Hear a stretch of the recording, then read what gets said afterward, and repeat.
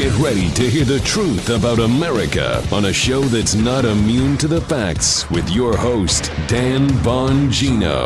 All right, welcome to the Dan Bongino Show. Producer Joe, how are you today? Good morning, Vietnam. I knew you were going to say.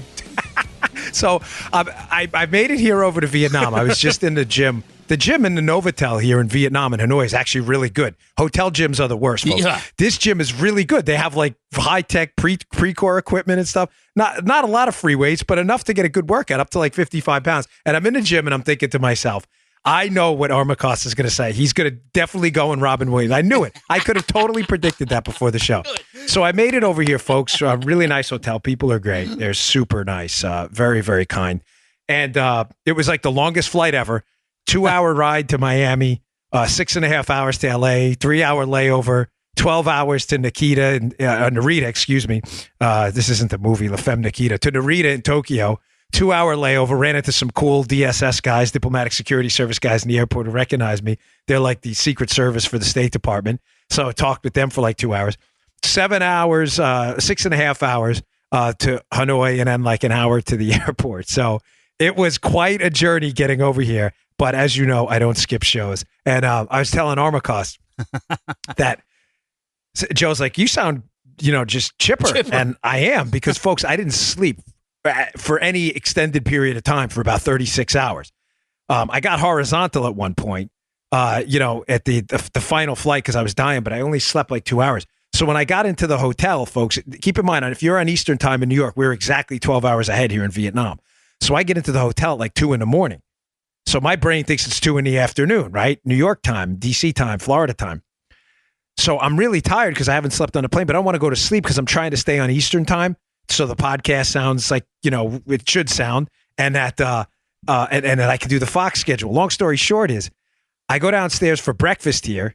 4 hours later, I wind up staying up unbelievably another 4 hours. I'm dying. It's 6 a.m. local, so 6 p. your time. And I hook up with Aunt Henry from Fox, and we're talking. The Fox people are all here. We're all in the same hotel. And we talked for like 2 hours. So I went to sleep at 8 o'clock in the morning local after breakfast and slept 12 straight hours. 12 hours. So when I got up a little while ago, I was feeling fine. So I'm ready to go. Sorry for the long-winded intro, but I love my audience. And sometimes I feel like I want to read you in on what's going on with my life because I dig you guys so much. All right, today's show, let's get to the good material. Today's show brought to you by our buddies at WaxRx. You know how much I love my sponsors. I only work with companies that I believe in and have a product or service that is value to you. I use this all the time. Once a week, I use WaxRx after I get a haircut because I get those little hairs stuck in my ear, and you're not supposed to put those cotton swabs inside your ears. They're very dangerous to do that. WaxRx is not the sexiest product to talk about, but as I've told you, even I had to deal with earwax buildup because the earpiece I wear all day in radio drives me crazy. Here's a customer review I saw from them and had to share because it shows what the product can do for you, how it can help you save money and avoid expensive trips to the doctors to take care of your ears. I used to have to go to the doctor twice a year to get rid of my stubborn, hardened earwax. With my rising cost of healthcare and thus double deductible, I'd have to spend $60 per visit, $120 per year to treat my ears. Now I can do it myself with WaxRx, and a significant savings that also doesn't require me to miss a half a day of work. Thanks, WaxRx. Right now, you can try the WaxRx system by typing in GoWaxRx.com. That's GoWaxRx.com. Use offer code Dan, my first name, at checkout for free shipping. Don't wait. You have no idea what you might be missing because of inner earwax. That's GoWaxRx.com. Offer code Dan, GoWaxRx.com. All right, so I've been cued into a few things, folks, on the why Trump isn't declassifying some of the material, and I want to get to that in a second because this is really important. I think some people are confused. They're saying if Trump has all these people, which he does, all these conspirators in the Spygate case by the you get it. Why isn't he just declassifying the material and let it? I want to get to that because it's important, and I want to give you a little background on some things we may have missed because it's been a while. So don't go anywhere. But before I get to that, I want to get to some AOC stuff. I know it drives some of you crazy, but she's just become such a disaster now for the Democrats. I mean it. She has. You may say, AOC, Ocasio-Cortez, she's not a disaster. The Democrats are all socialists. Listen, ladies and gentlemen, yes, a lot of the Democrats are. Their party has taken a far left lurch. But there are still people over there who care about power only. power only. I'm not lauding them. I'm not applauding them. I'm not giving them any credit for anything. I'm just telling you that the Democrats are obsessed with power, and some Democrats who are sane are starting to realize that going out there and talking about farting cows, paying people not to work, and a ridiculous Green New Deal, which would bankrupt the United States in record time, is a disaster for their party. Not everyone on the Democrats, they're all power hungry, and they're all big government, self-destructive folks, but they're not stupid. And they're getting that she is blowing up the entire party. So first, I wanted to play this sound I sent over to Joe, which is just, listen, I don't even know what to, let me just play. I'll comment on it after. This is so bad. And then hat tip, by the way, Ryan Savidra from the Daily Wire, who put together this little, what do we want to call it, Joe? Comparison of Alexandria Ocasio-Cortez and someone we've used on the show before. Play that cut. So people are like, oh, it's unrealistic. Oh, it's vague. Oh, it doesn't address this little minute thing. And I'm like, you try. You do it. Right. Because you're not. So until you do it, I'm the boss. How about that? You heard it here. Nope. And all these laughing like so funny. She's talking about the audience, that they're laughing at her.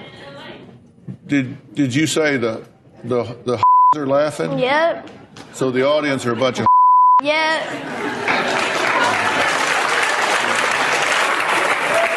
Catch me outside. How about that? Huh? Catch me outside. How about that? Catch you outside?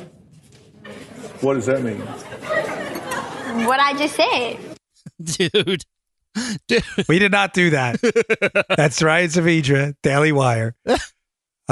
Someone sent it to me. We've used the how about that late young lady from the Dr. Phil before. That's who that is. And that's Alexandria Ocasio-Cortez in the beginning talking about the Green New Deal. I'm in charge. How about that? I'm in charge. And if you don't propose something different now, listen, we could make fun of this all day, and I think Ryan does a good job. Listen, humor is a devastating weapon, Joe. But the reality is, there's a very easy comeback to all of this. Ocasio-Cortez is turning into a total disaster for our party. We have tried something different. Joe, it's called economic freedom and capitalism. That's why the United States is leading the world in the reduction of carbon dioxide emissions from their own factories. Listen, carbon dioxide is not even a toxin. It is a natural byproduct of respiration. Having said that, even for the left that measures CO2 emissions as some metric of fidelity to their economic cause, right? Even by their own standards, the United States is leading the world in CO2 emissions. So when Ocasio-Cortez goes, how about that? I'm in charge. How about you either propose something different or you basically shut your mouth? How about that? How about that? And she's talking like the Dr. Phil gal, right? We did try something different. And it worked by your measure. I mean, this woman is a disaster for our party. A total. How do you think that looks? I'm in charge. At what? You're not in charge. Give it a rest. Take it down a notch. You're one of 435 members of Congress. You represent roughly 700,000 people in a district in Queens and I believe portions of the Bronx. Take it easy. Calm down. I'm in charge now, like she's some kind of a tyrant. I'm in charge. You either post something different or how about that? I'm president and you're not. Play it again. I'm president and you're not. Exactly. Now, there is one guy in charge of the executive branch of government, a third of our system. I don't support, of course, usurping power anywhere. But the president does actually have power over the executive branch. I believe in the unitary executive model. And he is in charge. You are not. You're not even the speaker. You're not even in charge of the floor schedule. How about that? I love this guy. I love this guy. This is why Joe. Joe's such an integral part of the show. God forbid, Joe. Nothing can ever happen to you ever. Guy's indispensable. How about that? Perfectly timed. She's not even in charge of the floor schedule. Now, it doesn't just end there. But I wanted to leave that. Not just to listen. It's easy to make fun of, and humor is a potent weapon. I say that all the time. But folks, this argument is simple. The leftists who support this Green New Deal that's turning into a total embarrassment for the Democrat Party are coming back with this argument that if you don't propose something different to their self-destructive, economically destructive, hilariously stupid plan, that is, in fact, a measure of your failure, not theirs. That's like saying, Armacos, I'm going to kill you with a chainsaw. What, you got something different in mind? You got something different? What's wrong with you, idiot? Like you're the moron here, right? So you got something different, dude. So Folks, the argument back is simple. The United States is leading the world in CO2 reductions, a measure of their success, because we are one of the more economically free countries who have found ways to reduce what they consider to be pollution, not us, through economic freedom and investments, free market investments. I always think of that story of the paper factory I went to when I was running for Congress in Maryland, where the guy said to me years ago they used to throw away all these scraps of paper, and now, because it was economically made sense for them, they found a way to recycle it back to pulp and make money off it. It's called capitalism, numbskulls. Liberals I'm talking to, of course. Figure it out. All right. Another thing that happened with Ocasio-Cortez, and I refuse that we can't stop talking about this, because her profile in this party is gaining amongst the radical left as she becomes a pariah for the power-seeking moderates in the party. So another story came out this week, Joe, about her. She's celebrating on her Twitter account, ridiculously so. Did you see this story, Joe? Yeah. She's celebrating that she pays her staff an entry-level salary of $52,000 a year. I did not see that, no. Yeah, she's celebrating, and she goes, look what I did. I support a living wage for all these people. I pay them $52,000 a year. Joe, let me ask you a quick question. You're pretty familiar with politics and members of Congress. Yeah. Is Alexandria Ocasio-Cortez paying her staff with her money? Simple question. No. No, right? I mean, she's paying with your money. Right. Yeah, she's paying with your money, right, Joe, and my money. So this is the hilarious, absolutely ridiculous, laughable Democrat Party, that the only time they support economic inequality and a, quote, living wage is when they're paying with other people's money. This isn't even her money. Now, what's even more ridiculous about this is, how do you think her senior staff members feel that some of their raises and their benefits, as they've been more experienced, they've worked up on the Hill, they've spent time in school or overseas in the diplomatic the diplomatic corps, doing work in foreign countries, they have some experience. How do you think they feel that their raise or their money is being given away to an entry level, good for them, entry level person though, who hasn't accumulated the value added skills yet? This is the Democrat Party, folks. Do you understand this? So the two takeaways: she only believes in a living wage and income equality when it's not her money. No, she's not giving them the extra money. And secondly, how do you think this feels to the people who've accumulated skills worth more than $52,000 a year? The answer is, it probably feels pretty crappy. Now, I'll bet she's not having a hard time recruiting, because there's probably some ideologues who just want to say they worked for her to get jobs with radical far left lobby firms after they're done. But this is just completely outrageous that the Representative Cortez doesn't even understand basic economics. Now, Yashar Ali on Twitter, he's, me and him had a beef a while ago. I don't even remember what it was about, but he can be, a down the center guy sometimes, and sometimes he goes, but he tweeted something that's just, I'm sorry, but it's just wrong. I'm not trying to pick a fight with the guy, but he tweeted, the people who are criticizing this AOC thing about her paying entry level people $52,000 a year, they don't understand how the budgeting works. She gets a fixed amount of money and she can allocate it as she sees fit. Okay, point stipulated. What does that have to do with anything? Right. Joe, I don't get it. What does that have to, I don't understand what that has to do. One, it's still not her money. The fixed pot of money she gets is from us. It's not her money. It's our money, number one. And number two, money that's unused, she's free to refund. Oh, people don't do that. No, Rand Paul does it all the time. So just to be clear, it's still our money. That's not in dispute. So because it's our money, she can afford to pay staffers not, for skills they don't yet have, because it's our money. She can overpay them. And because it's a fixed budget, who cares? She can refund the money. I mean, Joe, doesn't that sum up the problem of government right there? It kind of reminds me when I was in the Secret Service. One time there was this thing like, oh, you got to go out before the spending deadline and spend this money. We don't get the money next year. Who would ever do that in a regular business?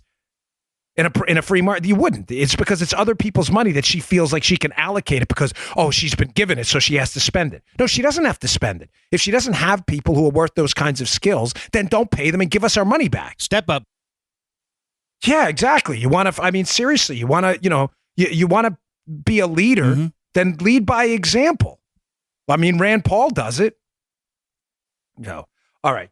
Today's show also brought to you by our buddies at Genucel. Hey, do you wish that double chin would just disappear? Are those bags and puffiness getting a little worse every day? Just listen to Robin S. from Lubbock, Texas. I put the jawline cream on my neck like 2 or 3 days ago. That is the best my neck has looked in over 20 years. Several people told me my face looks young. I am blown away. This stuff works. My mother-in-law loves it.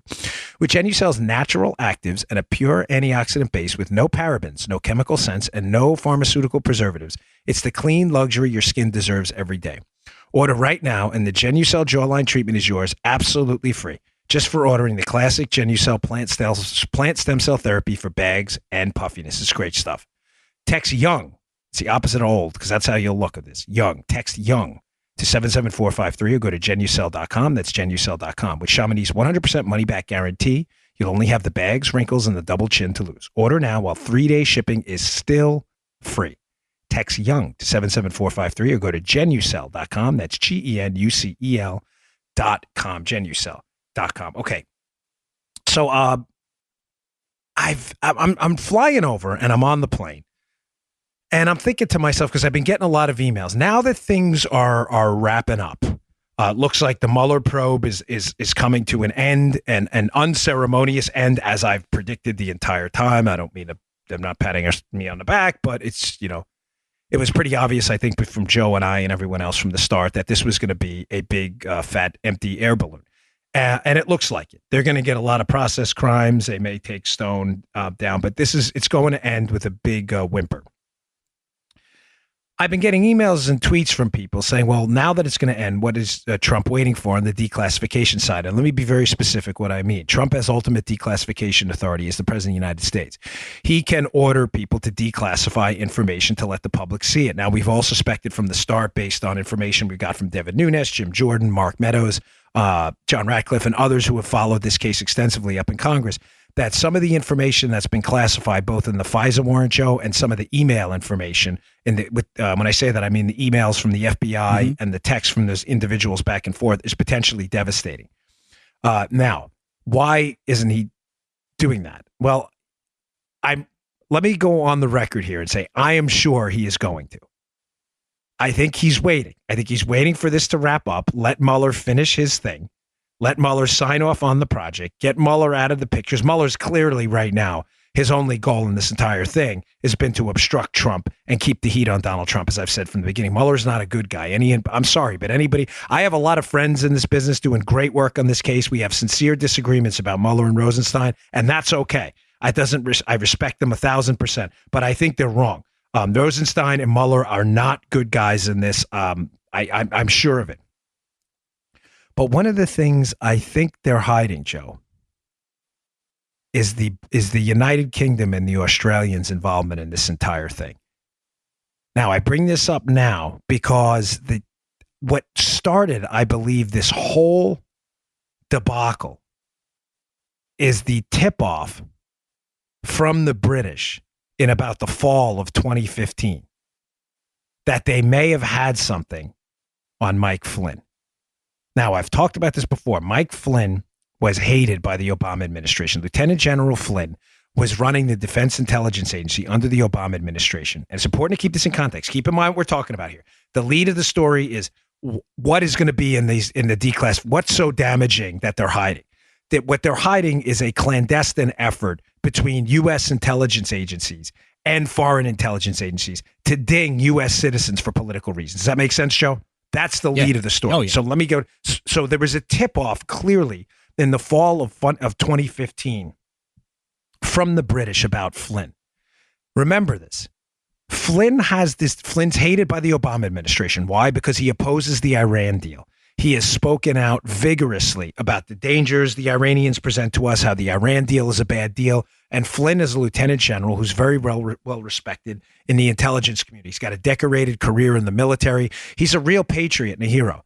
Obama knows this guy is dangerous because of his, to use the dreaded DC word, gravitas in the IC. He needs this guy sidelined, or he needs this guy to appear dirty, that he's somehow conflicted by these foreign contacts. This is the genesis, in my humble belief, of the entire Russian collusion scandal. They've already tried this template on John McCain. They try it on Mike Flynn. They're going to try it again on Donald Trump. The Russians it's just easier to nail the Russians with it for a number of different reasons. So, conveniently, right around December of 2015, Mike Flynn has this dinner with Vladimir Putin's at the dinner. It's an RT dinner, and he's there, Russian television dinner. And right around the fall of 2015, he's at this dinner, and accusations start to swirl that he's had some inappropriate contact with a Russian woman there. The charges are debunked. It's total nonsense. I want you to keep in mind, because even saying it is bad, because then it impugns there's no there. I assure you, the DIA looked into it. The Russian woman has vigorously denied any of this. It was like, oh well, she was showing him a postcard of some like naked person or something. It's just so stupid. The charges are absurd, but because they have this template, because remember, if you're a regular listener to my show, you know the Democrats tried this Russian collusion narrative already on John McCain when Hillary was running the last time against Obama for the nomination. So this has been tried before, and we already know from the Wall Street Journal article that Glenn Simpson, who used to write for the Wall Street Journal, has already written numerous pieces about the players in the ex-Soviet empire trying to woo American politicians. So the movie script is already there. They try it on McCain. They're going to try it again on Flynn. Now, how do we know this? Folks, do you remember the text from Peter Strzok, the counterintel investigator, who is knee-deep in the Hillary scandal? He is deeply connected to McCabe and everyone else. And he's the guy who later goes on. This is very, very, very important. He's the guy who later goes on to be one of the lead investigators in the Trump case. Right around the same time, Flynn meets with he sits at the same table as Putin at this Russian television dinner. That text comes out about how they're looking for approval for OCONUS laws. OCONUS, meaning outside of the United States, outside of the continental, and that's what that stands for. OCONUS, outside of the continental United States. In other words, people who are foreign laws, people who are like laws like bait, to bait people in. So the lead investigator at the time in counterintel is looking for approval to use these foreign laws. This happens right after this meeting. It's not a meeting, I shouldn't say, where Flynn attends this dinner for Russian television and Putin is there. This happens right around the same time, folks. Now, the question has always been, what the heck are they talking about? Who are these OCONUS laws? Who are these people, these bait people they're using to bait people in? Well, the options at this point, knowing what we know about the investigation, are quite limited. There are a number of suspects. One of the lead suspects in this, Joe, is Stefan Halper. Stefan Halper, now, here's where the connection is. Remember, with the lead of the story here. They're hiding an illicit connection between U.S. and foreign intelligence to spy on Americans. That's the lead here. So at this dinner, they're looking for some foreign lures, people out of the United States to lure people in. What happens after that dinner? The United States starts getting negative information on Flynn regarding that dinner and elsewhere from Stefan Halper, who is a known Central Intelligence Agency asset, who has deep connections to the CIA through his family and otherwise. He has been used as an asset by the intelligence agency before. Halper starts feeding them information, negative information about Flynn. Now, was the lure someone at the dinner? Was the lure Halper? There's a number of suspects here. But it's important because Halper's ties are not just, he's a U.S. citizen, Halper, but he's deeply connected through through Hackett and this Cambridge intelligence seminar. Halper is deeply connected to United Kingdom intelligence officials too. Folks, this is very important. All of this. This is what they're hiding with the FISA and the communications back and forth. Everything that seems to happen has a foreign connection to the United Kingdom or some foreign intel agency because, Joe, is this making sense, Armacost? Yeah, we're good. Our intel agencies have very restrictive rules on spying on American citizens. So there's a political spying scandal here that is bigger, folks, than anybody can imagine. I bring this up because a lot of you sent me this article by Conrad Black, which is really, really good. And the title of the article is, "This is the biggest constitutional crisis since the Civil War." It's a damning article. It appeared in the Daily Mail and some other outlets as well. I will, let me get in the show notes. I'll take a little note here. C. Black. I don't know if it was in this, but I will put it in the show notes at Bongino.com. You go to the menu, podcasts, and all the articles are connected to the show. Showing my email list, I'll send them right to you. But Conrad Black, ladies and gentlemen, is right. The United Kingdom is terrified that they're going to be exposed, their intelligence agency, as political players, not intelligence players.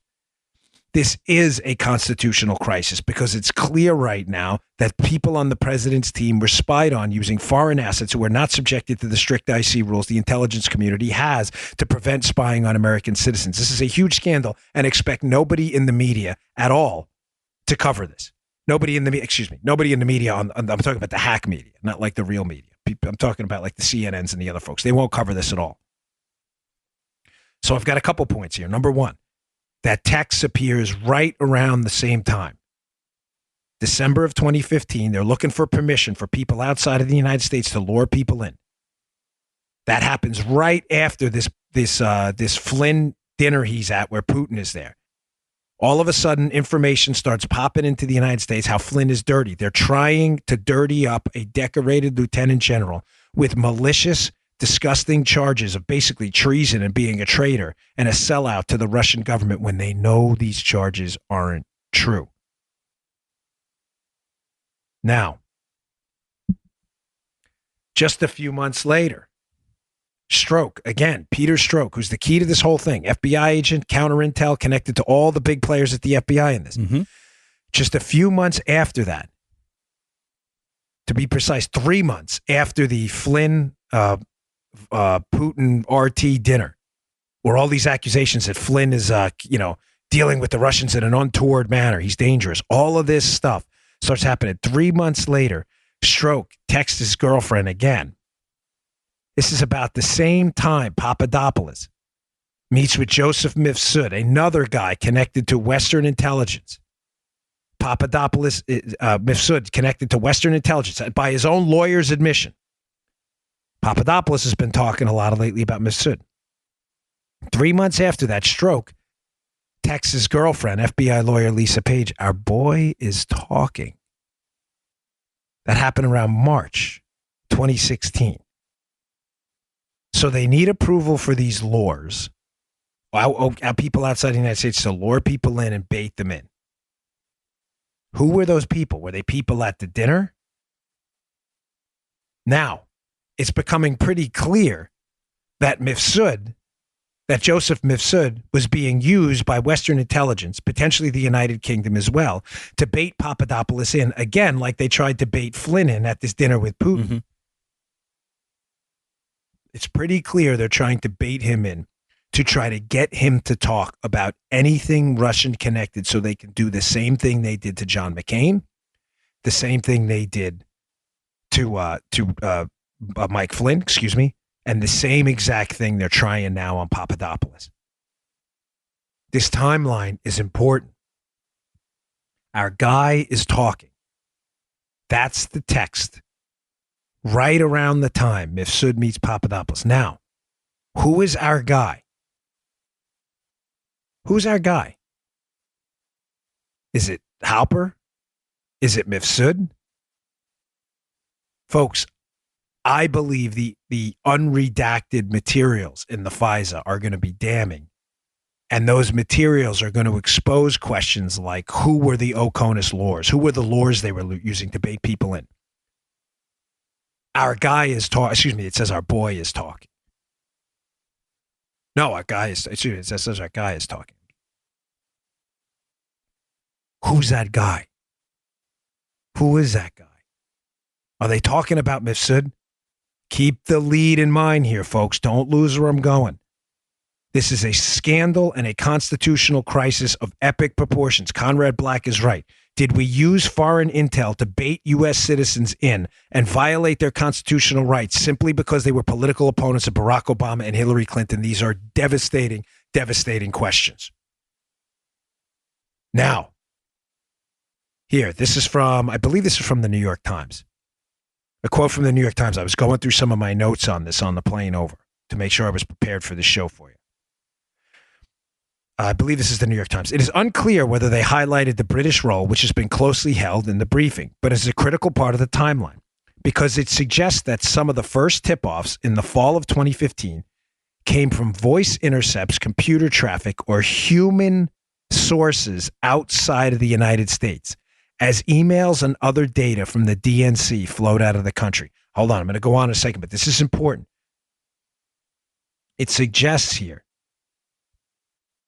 that they're monitoring in live time voice communications via the British, who are tipping us off in the fall of 2015 about information about U.S. citizens.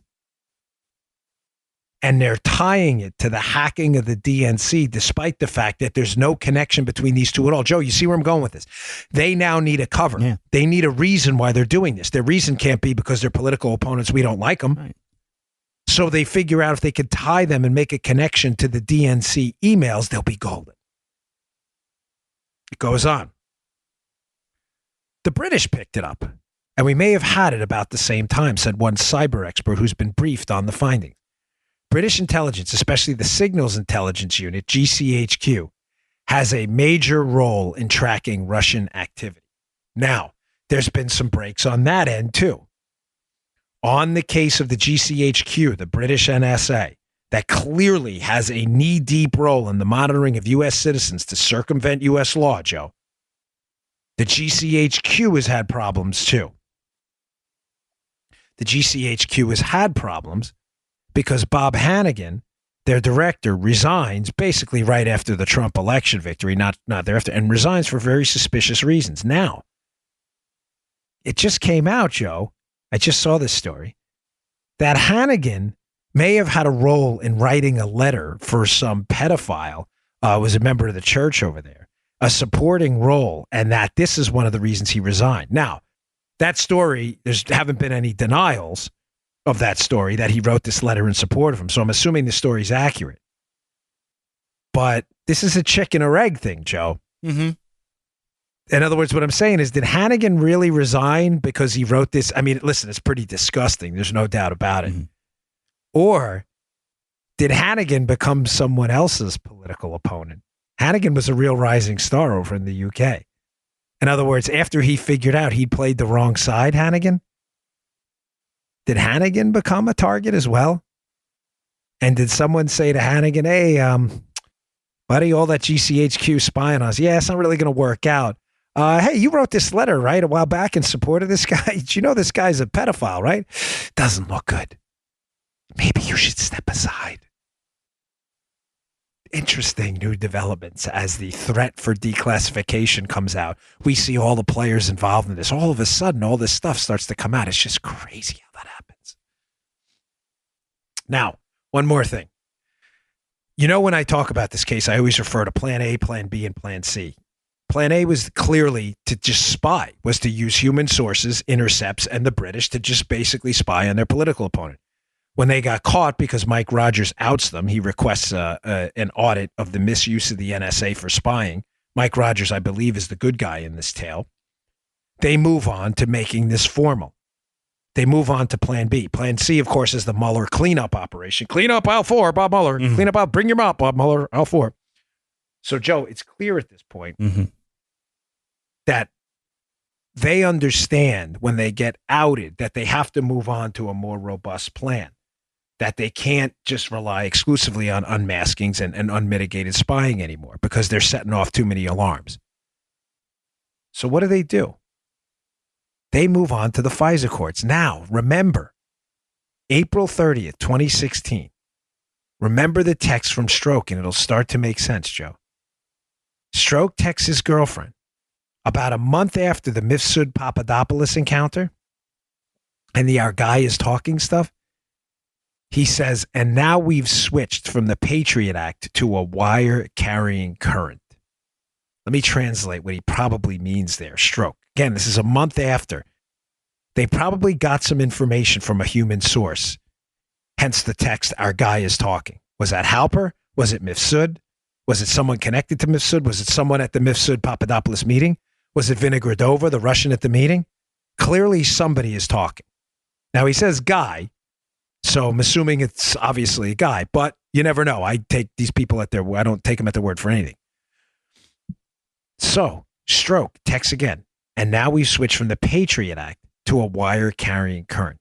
Here's what I think he means. I think they had accumulated enough information at that point, Joe, via the British and via misuse of the NSA database. Remember my show last week? Nellie Orr, conveniently, a contractor, Russian Russian language person, language specialist. All of a sudden, we have all these allegations that they're using contractors to tap into the database. It's just awfully convenient, isn't it? Now we know Nellie Orr may have produced her own dossier, which she handed off to her husband in the Justice Department.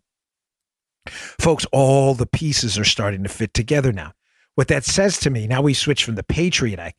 The Patriot Act, he's probably referring to the business records provision that is used to spy on people under the Patriot Act, which, by the way, so we're crystal clear, I have never ever agreed with ever. Not that I've been accused otherwise, but sometimes you get these liberals. Well, where were you speaking out against the Patriot Act before? I don't know. Just Google my name and you could see when I was running for office in 2011, screaming about the Patriot Act and how terrible it was. So I don't know. Just do some research.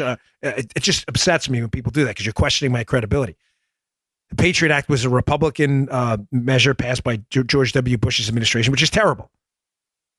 What I think Stroke is referring to, Joe, is a business records provision which allows them to spy on American citizens using an expanded definition of what business records are. I mean, what are they talking about? Library cards? I mean, they're talking about business emails. So I think Stroke is saying we're moving on from strict spying under Patriot to wire carrying current, meaning people at the locations, human sources who may be recording. The question is how many recordings are out there? Now, I'll bring this up and I want to move on because I got other stuff to get to too. The reason I bring up the idea of recordings, folks, is because Jim Jordan, Devin Nunes, and others who are intimately familiar with this case have said multiple times that there is exculpatory information out there that you have not yet seen. In other words, there is information likely about Papadopoulos and others involved in this case, potentially Mike Flynn, that are likely recordings that indicates what, Joe? That they are not guilty of the accusations put out there and presented before them. What does that tell you, folks? That says that not only was the government involved in a ridiculous, absurd, outrageous, unconstitutional spying scandal under Barack Obama's administration, but that the spying in and of itself produced evidence of innocence, not guilt, and they still ran with it anyway. Conrad Black is right, folks. We are looking at a massive constitutional crisis of the highest order, and people will have to be prosecuted over this. Frustrating. Very, very frustrating to talk about. I sense your frustration. I read your emails. Folks, we can't give up, though. I know a lot of you are like, forget it. No one's been arrested yet. We have to hang in. There's nothing else we can do. Right. I'm not giving up, and you shouldn't either. The president knows what's coming. He's intimately familiar with what's going on. He knows once he declassifies, all of these questions are going to come out. Everything I just talked about. The British is involved. The British involvement. Excuse me. I promise you, I'm not like losing my mind. I slept great. The British involvement in circumventing U.S. intelligence restrictions, the fact that exculpatory information is out there, and the fact that we may have used lures to lure people, bait people in, otherwise known as entrapment, to nail their political enemies. This is devastating.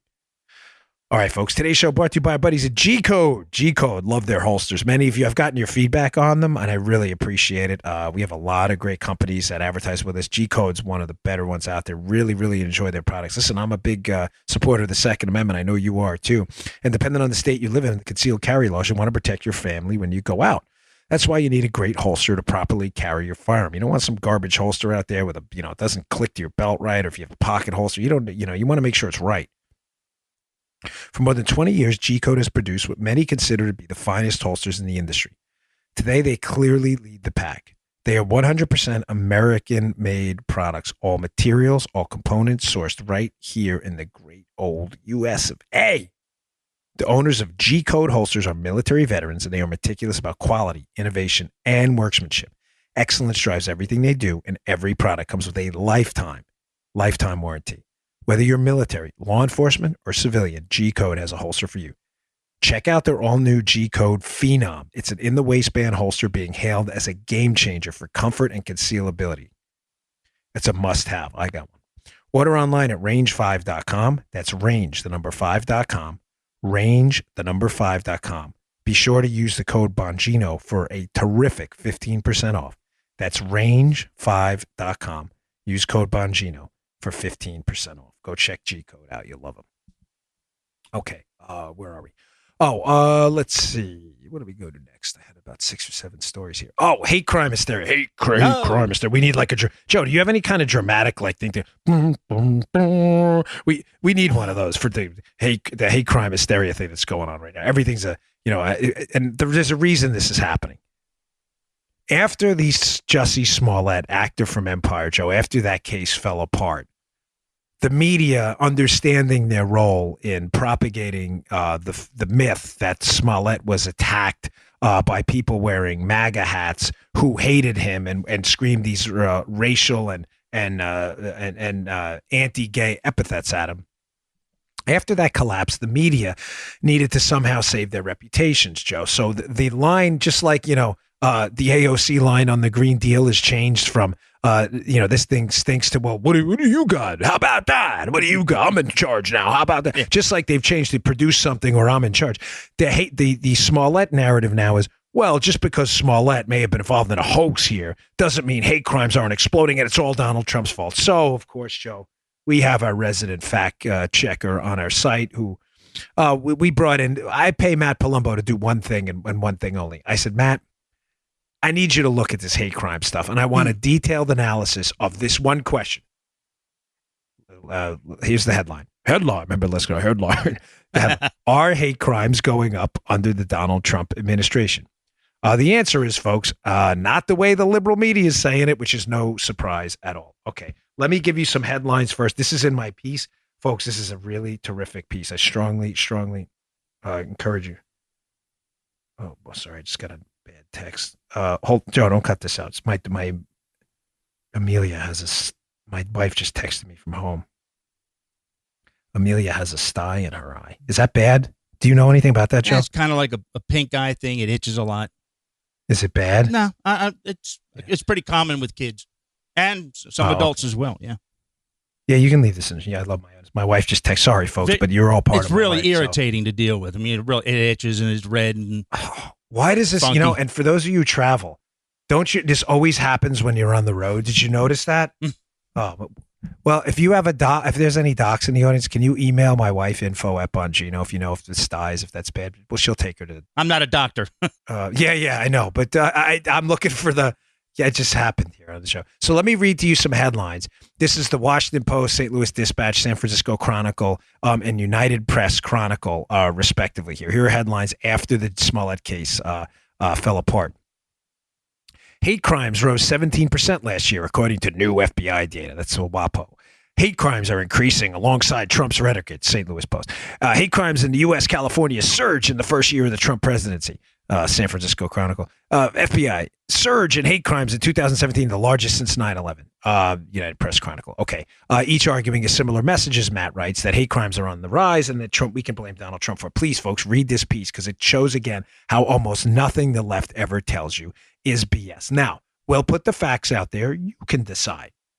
Here are the actual facts. Law enforcement did, in fact, report 7,175 hate crimes in 2017. That is up from 6,121 in 2016. So folks, you may say, okay, well, you're just making their point, Dan. Hate crimes are up by roughly 1,000 as reported in 2017. Ladies and gentlemen, listen, nothing the media tells you is they tell you things without context to lead you to believe that somehow this is Donald Trump's fault. Here's the real data when we start peeling off the layers of the onion and get to the message underneath that you can be rest assured I'm telling you the truth here.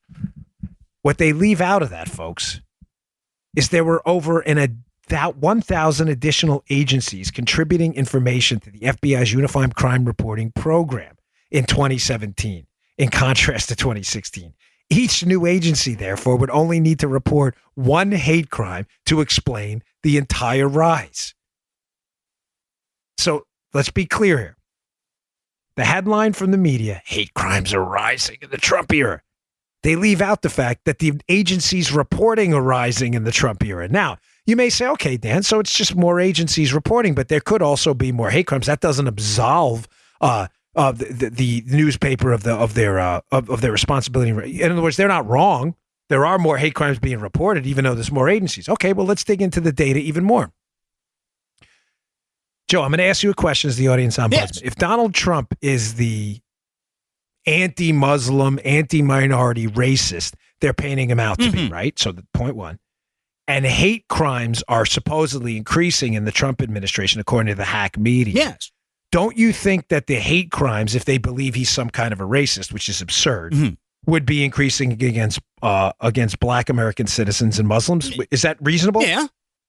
Simple question, right? I'm not messing with you. Right. Of course it's reasonable that you would, if you're making the allegation that Trump is anti-Muslim and anti-Black and that hate crimes are up, that those are in fact the groups that would be on the sad receiving end of a hate crime. Yes. Well, that's not the case, Joe, of course, because the media is never telling you the truth. Here's from Matt Palumbo's piece. Hate crimes not only didn't increase, Joe, they decreased against some of the groups in 2017 that the media would like us to believe are under siege in Donald Trump's America. Hate crimes against Muslims decreased from 307 incidents to 273 from 2016 to 2017. Folks, is this I don't understand. Like the data is so easy to read when you get past the stupid media headlines that you wonder if anybody out there is actually doing genuine journalism anymore, or if anybody even cares. So the number of reporting agencies went up, which could easily have led to the 1,000, which corresponds, by the way, directly to the increase, 1,000 more reports of hate crime, 1,000 more agencies reporting. Secondly, you're making an allegation absurd on its face that Trump is somehow anti-Muslim or anti-Black. And in fact, anti-Muslim hate crimes, the reports went down, not up. Meanwhile, the number of anti-transgender hate crimes declined by 1/3, and the number of anti-male hate crimes tripled. But this is due to an extremely small sample size. For most part, the increase in hate crimes, remember, there's more reporting agencies, was proportional across the board. Matt writes a great point here, which is exactly what we would expect if the rise was due to increased agency reporting and not increased targeting of a particular group. Folks, if the increase is across the board amongst all these racial and sexual orientation and sex-based groups that we're categorizing people, if it's across the board and we've had 1,000 new agencies and it wasn't isolated to one specific group that you're alleging Trump is targeting, it rebuts your and basically knocks down your entire point that it's Trump's rhetoric that's involved in this increase. There was no increase in the group you target the most that you're saying, oh, he's Trump's anti-Muslim. He's not. It's stupid. You're making it up. Here's another one. So one of the other talking points that they're throwing out there, Joe, is, well, there has been an increase in anti-Semitic hate crimes. And they did, in fact, rise 57% in 2017, Joe. But here's Matt's piece again. The entire rise, Joe, was attributable to one guy who was phoning in bomb threats to synagogues. Without him, when you take him out of the scene, this one maniac, anti-Semitic violence actually decreased by 47%, according to the Anti-Defamation League's own statistics. Folks, again, nothing the media is telling you is true. You need this information to get into a healthy back and forth with your liberal friends who are trying to gaslight everybody, make stories up to paint Donald Trump, as they try to paint every conservative, prominent conservative out there, as a racist, anti-Muslim, xenophobe. None of it is true. Hate crime reporting went up because agency reporting went up. It was proportional across categories, which indicates it wasn't directed at any particular group. And the one group they always come out on TV and indicate Trump is being anti-Muslim, the number of reported hate crimes against Muslim groups actually went down. And if you take the one guy out of the anti-Semitic category here, the one guy calling in the bomb threats to synagogues all over the country, anti-Semitic violence dropped by 47%. But don't let that get in the way of your fairy tales. No. Oh, gosh. So, okay, moving on. I have another article today. I should have probably covered this right after the AOC stuff. Another article about the Green New Deal. It's a pretty decent article with some nice sublinks inside of it and YouTube videos and things like that. It is the title of the article is 5 articles against climate alarmism. I'm not going to cover every one of them. You can read the piece yourself, and there's a lot of good sublinks in there and videos as well. I haven't covered this often, but given the prominence now of the Green New Deal and the vigorous defense by AOC, how about that? How about I'm in charge now? How about that? Given all that, I feel like we should engage in some of it. Well, one of the things that you hear being thrown out there by climate alarmists like AOC and others, Joe, is the famous Barack Obama tweet about 97% of climate scientists agree that the world is going to explode tomorrow. No, that climate change is in fact real. Ladies and gentlemen, that is a bogus nonsense statistic. This piece addresses it, undresses it, breaks it apart. There's even a video on it if you care to watch it. What actually happened with that is that it's a number of people who responded to a survey directed at certain climate scientists. And the question was not, is climate change going to lead to the destruction of humankind? It was basically, is the climate changing? So it was not some kind of formal study. Now, there was a pretty decent survey done of people who are members of the American Meteorological Society. In other words, Joe, people who understand meteorology, the effects of weather and climate, which are not the same thing.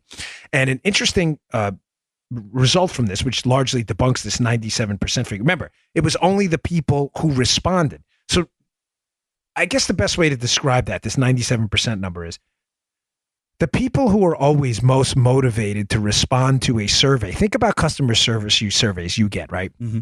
If you had an okay experience on an airline, do you respond to those? Generally, I mean, no, right?